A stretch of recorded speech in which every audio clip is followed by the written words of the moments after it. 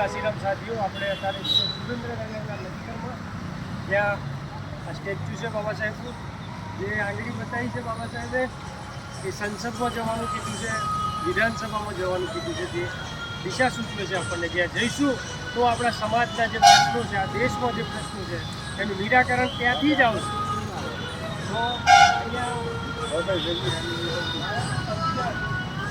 તો અમુક હવે ભારતના લોકો ભારતને એક સાર્વભૌમક સમાજવાદી બિન ધાર્મિક લોકતંત્રાત્મક પ્રજાસત્તાક તરીકે સંસ્થાપિત કરવાનો તથા તેને તેના સર્વ નાગરિકને સામાજિક, આર્થિક અને રાજકીય ન્યાય, વિચાર, અભિવ્યક્તિની માન્યતા, ધર્મ અને ઉપાસનાની સ્વતંત્રતા, દરજ્જા અને તકની સમાનતા પ્રાપ્ત થાય તેમ કરવાનો અને તેઓ સર્વમાં વ્યક્તિનું ગૌરવ અને રાષ્ટ્રની એકતા અને અખંડતા સુદૃઢ કરે એવી બંધુતા વિકસાવવાનો અને ગંભીરતાપૂર્વક સંકલ્પ કરીને અમારી સંવિધાન સભામાં 26 નવેમ્બર 1949ના રોજ આથી આ સંવિધાન અપનાવીને તેને અધિનિયમિત કરી અમને પોતાને અર્પિત કરી છે. આપણે પોતાને આ સંવિધાન અર્પિત કરીએ છીએ. આવતીકાલે જ આ 26 નવેમ્બર તારીખ છે, જે 1949માં આ સંવિધાન ભારતનું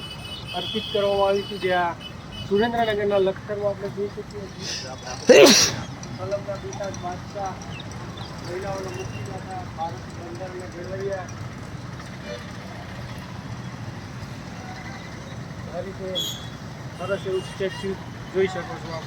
અને આપણે આ બાજુ વિજયભાઈ, રાજુભાઈ, આ લખતરમાં આપણે સાથી મિત્રો જે મળે લખતર અવાજ આવે. હા, વિજયભાઈ શ્રી છે.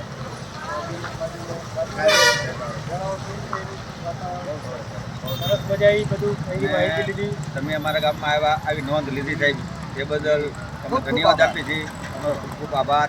તમે આ નોંધ લીધી અને અમને તમે પરિચિત થયા એ બદલ તમારો ખૂબ ખૂબ આભાર. જય ભીમ, નમો બુદ્ધાય.